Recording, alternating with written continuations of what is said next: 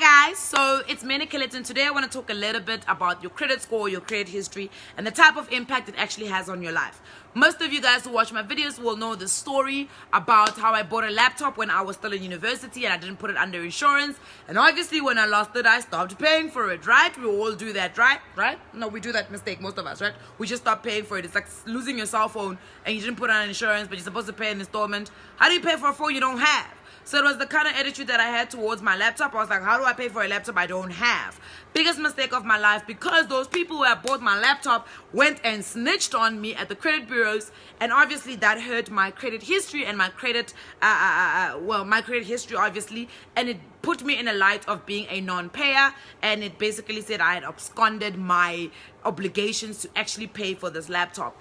Anyway, I did not know about the prescription law that 3 to 5 years, if they can't get hold of you, or the debt collector which they've handed over your skoloto to cannot get hold of you, the debt becomes prescribed and kind of gets written off your name. But it does not take away the fact that you have injured your credit history. So fast forward, I think this was back in 2007, fast forward to 2014, I'm now trying to buy a car. Sitting across this lady who's doing vehicle asset finance for me, and she says to me, yo, siswam, your credit history is terrible. It looks bad. By the way, by the time I was buying a car in 2014, I started clearing out my debt. So at that time, I had absolutely no debt, no contractual debt. Nobody was debiting my account except I was paying rent and I was paying a gym that I didn't go to, whatever.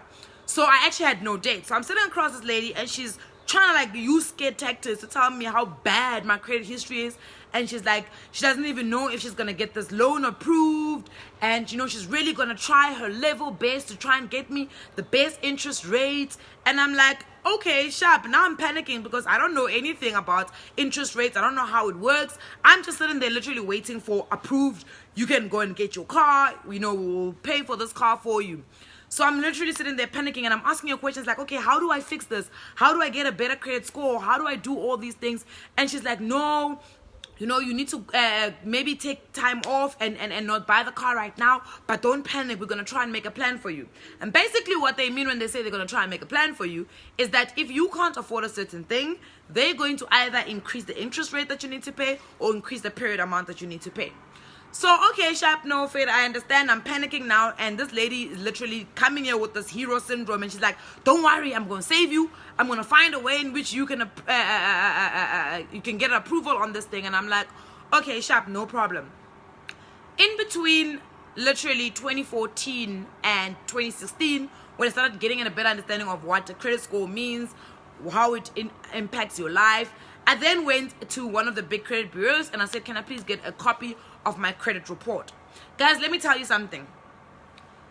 If I had actually looked at my credit report in 2014, I would have realized that I had an absolutely amazing credit score. I settled my car in 2015 when I bought it on vehicle asset finance, right? I settled my car. And when I looked at my credit score in 2016, it was literally almost the same score that I had in 2014. So I didn't have a bad score because in 2016, I bought my house, right? And when I was buying my house, one of the guys said to me, you actually have such a good credit score. We can give you a good good interest rate.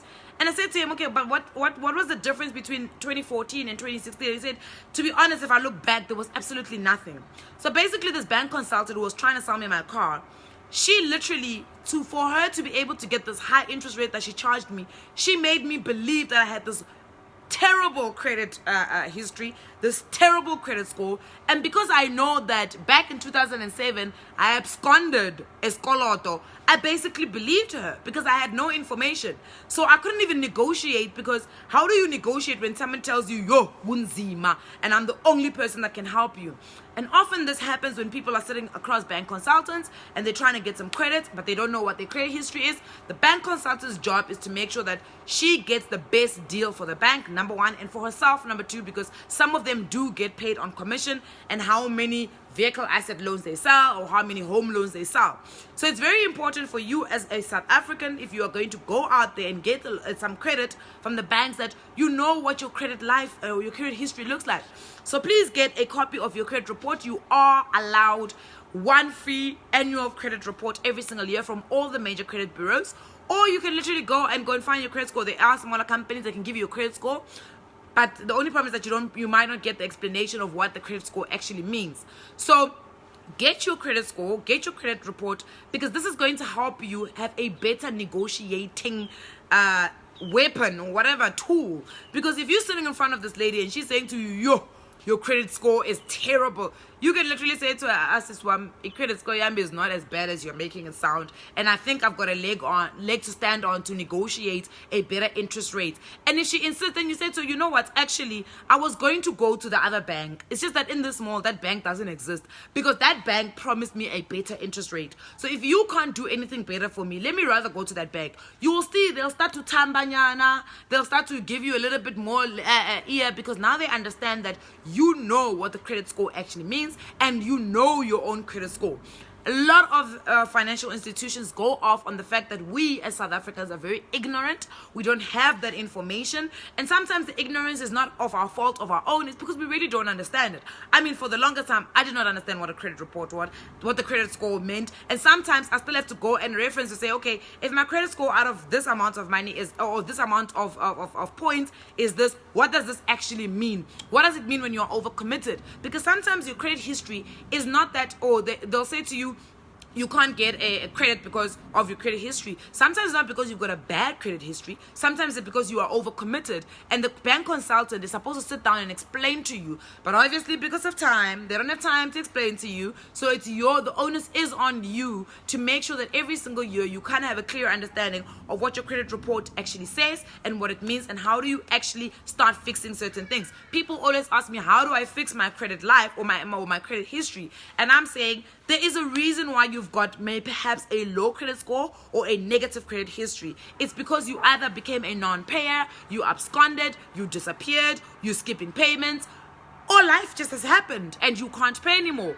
But instead of you picking up the phone and saying to the people that you owe money, listen, I can't pay this month, most of us, what we do is we run away, we put our heads in the ground and we pretend like it's not happening. So it's very important that you remember that your credit history is basically like a school report. So for you to move from grade 1 to grade 2, you need to have passed. So it's almost the same similar kind of analogy when it comes to your credit report.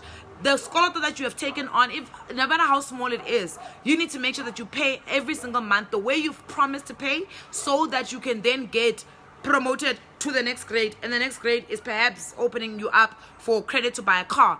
The reality is that we are living in a country where buying a car cash might not be possible for everybody, buying a house cash might not be possible for everybody. So credit is something that we are supposed to learn how to manage effectively and well. There are people in this country that are living off credit, but living well because they can pay it, they can manage it, and they are not drowning, and they're not skipping payments, or they are not just disappearing and absconding like Abo Nicolette. So it's very important that when you are going to get credit, become credit responsible and make sure that you use your credit correctly. But at the same time, for you to access the right amount of credit, you need to make sure that you understand your credit history, you've got your credit score. So when you sit across that lady and she says to you, oh, Siswami, yo, Ubi, you can say, unamanga. You're trying to get your commission. You're trying to push me up on my interest rate. Mwah!